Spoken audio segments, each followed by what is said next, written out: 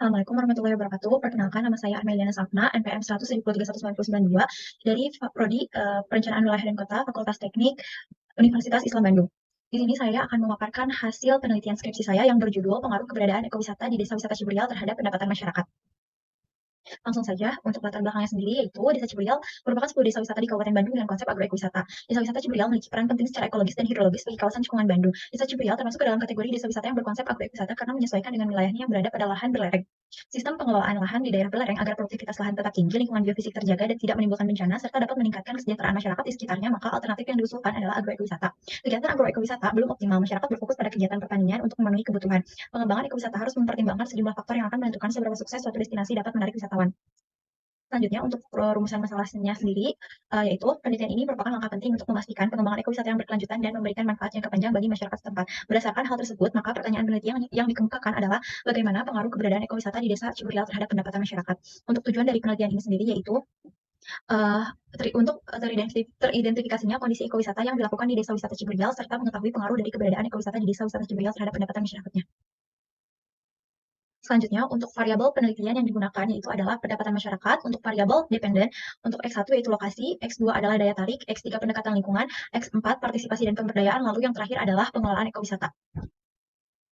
Metode pendekatan yang digunakan dalam penelitian ini yaitu kuantitatif. Pengumpulan data dilaksanakan selama 3 bulan terhitung dari bulan Februari sampai April 2023 di Desa Wisata Ciburial, Kecamatan Cimenyan, Kabupaten Bandung. Untuk populasinya sendiri, yaitu masyarakat Desa Wisata Ciburial, Kecamatan Cimenyan, Kabupaten Bandung yang bersedia menjadi responden dalam penelitian dengan sejumlah pertanyaan yang telah disiapkan oleh peneliti yang berjumlah 3.864 orang. Untuk sampel yang dipilih itu 100 orang dari masyarakat desa yang menjadi pelaku usaha di sekitar ekowisata serta pengelola ekowisata itu sendiri.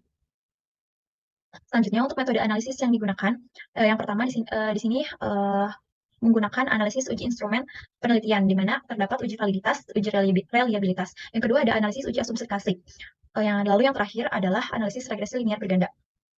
Berikut ini dapat dilihat grafik kunjungan wisatawan Desa Ciburial. Jumlah wisatawan yang berkunjung ke Desa Ciburial mengalami penurunan yang cukup signifikan pada 2019 hingga 2021 dikarenakan penutupan kawasan karena pandemi COVID-19. Pada tahun 2022 mengalami peningkatan sebesar 378.413 orang. Hal ini mengindikasikan bahwa minat wisatawan mengunjungi Desa Ciburial terus mengalami peningkatan.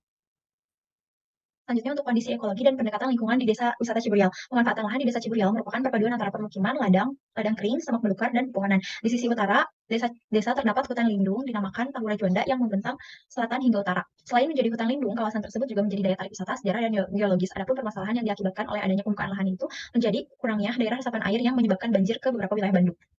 Selanjutnya, untuk pendapatan masyarakat Desa Ciburial sebelum dan sesudah adanya ekowisata. Tingkat pendapatan masyarakat di Desa Ciburial mengalami peningkatan setelah adanya pengembangan ekowisata. Sebelum adanya pembangunan ekowisata, pendapatan yang diperoleh masih tergolong rendah. Dapat dilihat pada tabel berikut ini. Untuk hasil uji koefisien determinasi, pada tabel di atas bahwa dari nilai koefisien determinasi atau R-square adalah 0,675. Hal ini berarti bahwa sebesar 67,5% keragaman lokasi, daya tarik, pendekatan lingkungan, partisipasi dan pemberdayaan, dan pengelolaan ekowisata dapat menjelaskan keragaman variabel pendapatan masyarakat.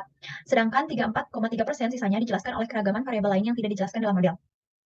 Selanjutnya, untuk uji F atau simultan. Diperoleh p-value sebesar 0,000, karena p-value kurang dari alfa, yaitu 0,05, maka H0 ditolak dan H1 diterima. Maka model valid dan kesimpulan yang didapatkan adalah dengan menggunakan taraf nyata 5%, maka H0 ditolak karena p-value kurang dari alfa, artinya dapat disimpulkan bahwa model valid atau dapat digunakan sehingga model yang didapat sudah cocok. Hasil uji statistik F dapat dilihat pada tabel berikut. Selanjutnya, untuk uji T atau uji parsial, didapatkan hasil yaitu X1 diperoleh p-value sebesar 0,036, X2 diperoleh p-value sebesar 0,185, X3 diperoleh p-value sebesar 0,032, X4 diperoleh p-value sebesar 0,029, dan X5 diperoleh p-value sebesar 0,009. Maka dapat disimpulkan bahwa variabel lokasi, pendekatan lingkungan, partisipasi, dan pemberdayaan, serta pengelolaan ekowisata mempengaruhi terhadap pendapatan masyarakat. Sedangkan untuk variabel X2 atau daya tarik tidak berpengaruh terhadap pendapatan masyarakat. Selanjutnya dapat disimpulkan dari hasil uji T tersebut, maka variabel X1 lokasi terhadap pendapatan masyarakat dapat disimpulkan bahwa T hitung lebih dari T tabel, yang artinya variabel lokasi secara parsial berpengaruh positif terhadap pendapatan masyarakat, sehingga H1 diterima dan H0 ditolak. Dapat disimpulkan bahwa semakin meningkatnya nilai lokasi, maka akan meningkat pula pendapatan masyarakat. Untuk daya tarik terhadap pendapatan masyarakat, yaitu dapat disimpulkan bahwa T hitung kurang dari T tabel, yang artinya variabel daya tarik secara parsial tidak berpengaruh terhadap pendapatan masyarakat, sehingga H1 ditolak dan H0 diterima.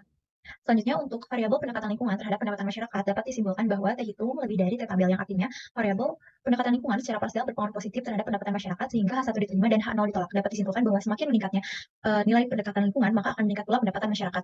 Selanjutnya untuk variabel X4 atau partisipasi dan pemberdayaan terhadap pendapatan masyarakat dapat disimpulkan bahwa T hitung lebih dari T tabel, yang artinya variabel partisipasi dan pemberdayaan secara parsial berpengaruh positif terhadap pendapatan masyarakat sehingga H1 diterima dan H0 ditolak. Maka kesimpulannya, semakin meningkatnya nilai partisipasi dan pemberdayaan, maka akan meningkat pula pendapatan masyarakat. Dan yang terakhir adalah variabel X5 atau pengelolaan ekowisata terhadap pendapatan masyarakat, yaitu yang artinya parsial berpengaruh positif. Maka artinya adalah semakin meningkatnya nilai pengelolaan ekowisata, maka akan meningkat pula pendapatan masyarakat. Selanjutnya untuk kesimpulan, berdasarkan hasil analisa menggunakan metode analisis. Baik, sekian presentasi yang dapat saya sampaikan. Kurang lebihnya mohon dimaafkan. Wabillahi taufiq wal hidayah. Wassalamualaikum warahmatullahi wabarakatuh.